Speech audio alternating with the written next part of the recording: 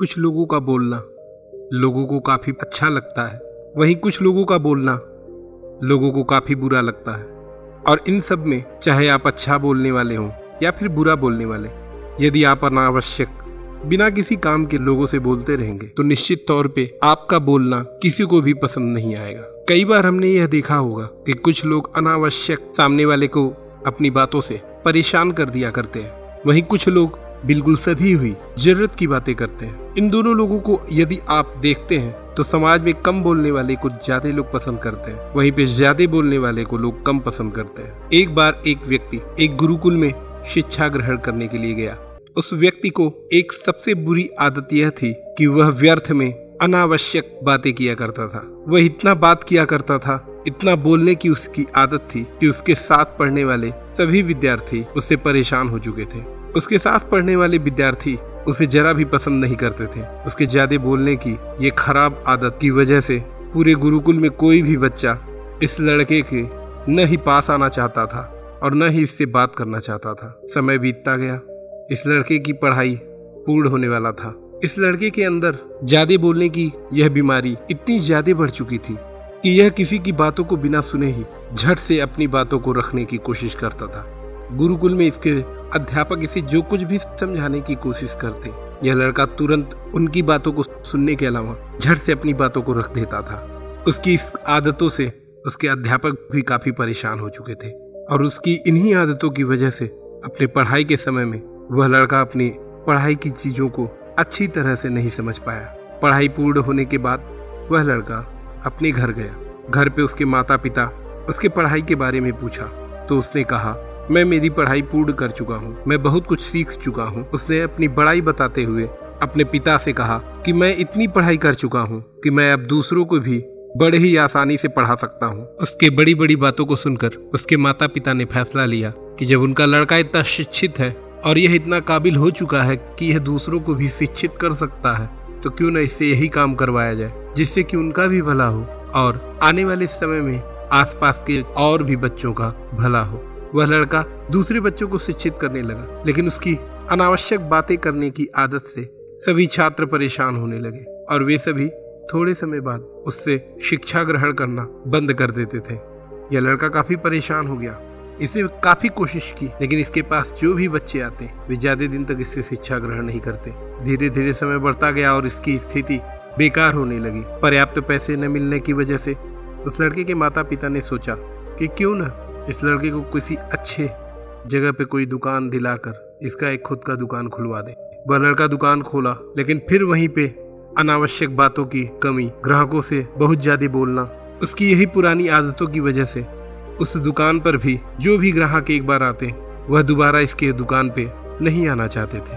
वह ग्राहकों से इतनी लंबी लंबी बातें करने लगता कि एक छोटी सी सामान के पीछे ग्राहकों का काफी लंबा समय बर्बाद हो जाता था। धीरे धीरे समय बीतता गया और उसकी वह दुकान भी न चली। उसके आसपास भी उसी जैसे कई दुकानदार थे, उनकी दुकानों पे ग्राहक लगे रहते थे और इसकी दुकान पे ग्राहक एक बार आने के बाद दोबारा आना बिल्कुल भी पसंद नहीं करते थे। लड़के ने यहाँ भी काफी कोशिश कर ली, लेकिन यह दुकान भी उसकी इसी बुरी आदत की वजह से नहीं चला। वह लड़के को याद आया कि जब वह गुरुकुल में पढ़ने जाता था तो एक गुरुजी थे जो उसे बहुत ज्यादा समझाने की कोशिश करते थे, उसे समय समय पे नई नई बातें सिखाते थे। उसने सोचा कि क्यों न मैं गुरुजी के पास जाकर देखूं, उन्हें अपनी समस्या बताऊं और हो सकता है जैसे गुरुकुल के समय पे गुरुजी मेरी मदद करते थे, यहाँ भी मेरी कोई न कोई मदद जरूर करेंगे। अगले दिन वह लड़का अपने गुरुजी के पास गया। उसने गुरुजी से अपनी सारी समस्याओं को बताया। उसके गुरुजी ने उसकी सारी समस्याओं को बड़े ध्यान से सुना। सारी समस्याओं को सुनने के बाद उन्होंने कहा कि बस तुम में तब भी यही समस्या थी और तुम में आज भी यही समस्या है। तुमको मैं तब भी बोला था कि अपनी इस आदत का त्याग करो। तुम्हें मैं आज भी बताना चाहता हूँ कि तुम्हारी यही सबसे बड़ी कमी है जिसकी वजह से तुम्हें हर जगह पे असफलता को देखना पड़ रहा है।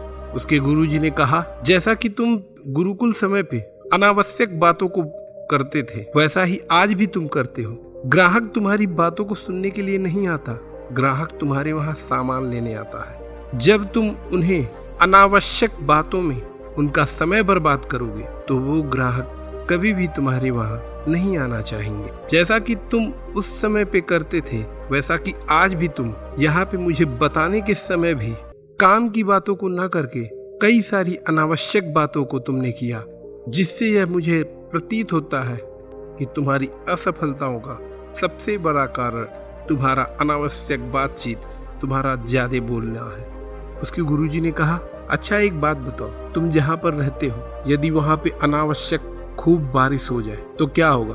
उस लड़के ने कहा, गुरुजी चारों तरफ हाहाकार मच जाएगी, प्रलय आ जाएगी, चारों तरफ के अनाज बह जाएंगे, खाने के अकाल से पड़ जाएंगे। गुरुजी ने कहा कि जब अनावश्यक बारिश होने से ही इतना सब कुछ हो सकता है तो अनावश्यक तुम्हारी बातों की बारिश से क्या क्या नहीं हो सकता।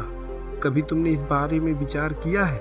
जिस तरह से अनावश्यक पानी ने सब कुछ बर्बाद करने की क्षमता होती है, उसी तरह से अनावश्यक बातचीत, अनावश्यक बोली में सब कुछ बर्बाद करने की क्षमता होती है। उसके गुरु ने उसे एक कहानी के माध्यम से समझाने की कोशिश की कि एक बार जापान में एक बड़ा सा कार्यक्रम हो रहा था।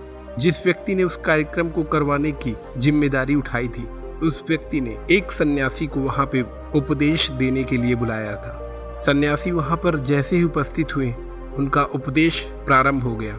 कुछ समय बीतने के बाद वहां पे भूकंप के तेज झटके महसूस हुए और उस भूकंप के झटकों के बाद वहां पर उपस्थित सभी लोग वह बिल्डिंग छोड़कर वहां से बाहर की तरफ भागने लगे। बाहर एक साथ इतनी ज्यादा भीड़ जमा होने की वजह से वहां पे भगदड़ सी मच गई। कई लोगों ने वहां पर जान गंवाई और वह व्यक्ति जो यह कार्यक्रम की जिम्मेदारी लिया हुआ था, उसको अचानक से याद आया कि इस कार्यक्रम के जो अतिथि हैं वह तो अभी अंदर ही है। वह भागा भागा वहां से उन सन्यासी को बाहर ले जाने के लिए आया और कमरे में आकर उसने देखा कि वह सन्यासी ध्यान मुद्रा में बिल्कुल शांत होकर वहीं बैठे हुए हैं। उनके चेहरे पे बिल्कुल भी इस बात की खौफ नहीं थी कि भूकंप के झटके यहाँ पे महसूस हुए हैं और उसका क्या परिणाम हो सकता है। व्यक्ति ने हड़बड़ाहट में आकर कहा, महात्मन यहाँ से जल्दी चलिए, यहाँ पर अभी अभी भूकंप के झटके महसूस हुए हैं। उस व्यक्ति की बातों को सुनकर वह सन्यासी अपने ध्यान से बाहर आए और उन्होंने कहा, कहाँ जाने की बात कर रहे हो? तो वह व्यक्ति कहा, इस बिल्डिंग से बाहर चलिए, यहाँ पर भूकंप के झटकों से आपकी जान को खतरा हो सकता है। उस व्यक्ति की बातों को सुनकर वह सन्यासी बोले, अच्छा एक बात बताओ, क्या तुम मुझे बता सकते हो कि बाहर गए हुए व्यक्तियों में क्या सारे व्यक्ति अपने जान को बचा पाए? वह व्यक्ति सर नीचे करते हुए बोला, नहीं महात्मन। फिर वह सन्यासी पूछे, तो यदि बाहर जाने से भी उनकी जान नहीं बच पाई तो ऐसा बाहर जाने से क्या फायदा? और मुझे जरा यह बताना कि जिन व्यक्तियों ने बाहर जाकर अपनी जान को गंवाया, अगर वह शांत मन से चुपचाप यह सोचने की कोशिश करते कि यदि हम बाहर जाते हैं, भीड़ इकट्ठा होती है, भगदड़ मचती है, तो उससे हमारी जान को ज्यादा खतरा होगा।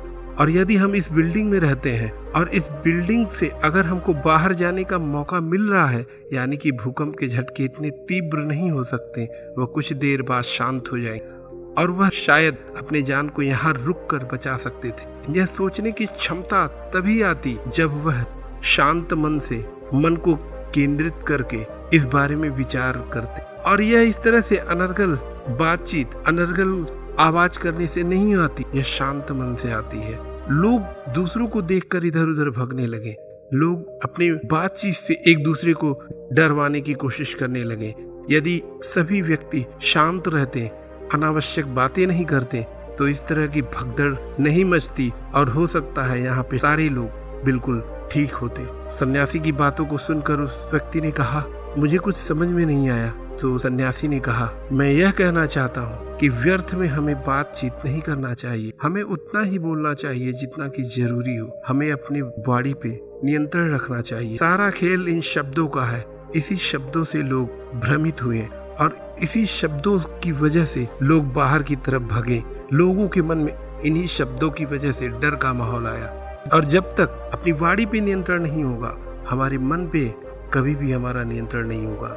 और जब तक मन पर नियंत्रण नहीं होगा, हम कभी भी ध्यान में अपने मन को नहीं लगा सकते। ऐसा नहीं था कि जब भूकंप के झटके महसूस हुए तो मुझे डर नहीं लगा, लेकिन मैं आप लोगों से बोलने की वजह अपने मन को ध्यान में केंद्रित किया, जिसकी वजह से मुझे यह सोचने की क्षमता आई कि अगर मैं बाहर जाता हूँ तो हो सकता है कि इतनी सारी भीड़ में भगदड़ मचे और मैं वहाँ पे न बच पाऊँ। इस वजह से मैं यहाँ पे चुपचाप ध्यान में बैठा रहा। तो इस कहानी से उस गुरु ने उस लड़के को यह समझाने की कोशिश की कि यदि हम चुपचाप अपने काम से काम पर ध्यान देते हैं तो हम सब कुछ कर सकते हैं, लेकिन यदि हम व्यर्थ की बातों में अपनी उस शक्ति का पहचान नहीं करेंगे और उस शक्ति को व्यर्थ में बर्बाद करेंगे तो हम जो जिस काम को करना चाहते हैं उसमें कभी भी सफलता हमें नहीं प्राप्त हो सकती। उस लड़के को समझ में आ गया, वह वापस अपनी दुकान पर लौटा। उसके बाद उसने अपने ग्राहकों को जो मांगते चुपचाप वह सामान देता और धीरे धीरे उसकी सारी समस्याओं का हल हो गया और वह लड़का पहले से काफी खुश था। व्यर्थ की बातों से बचना चाहिए। हम जितना सधा हुआ बात बोलेंगे हमारा मान सम्मान समाज में उतना ही ज्यादा होगा। हम जितना ही व्यर्थ की बातों को करेंगे समाज में उतना ही कम सम्मान होगा। लोग हमारी बातों को उतना ध्यान नहीं देंगे। इसलिए कहा गया है चुप रहना ज्यादा बोलने से बहुत ही ज्यादा लाभप्रद होता है।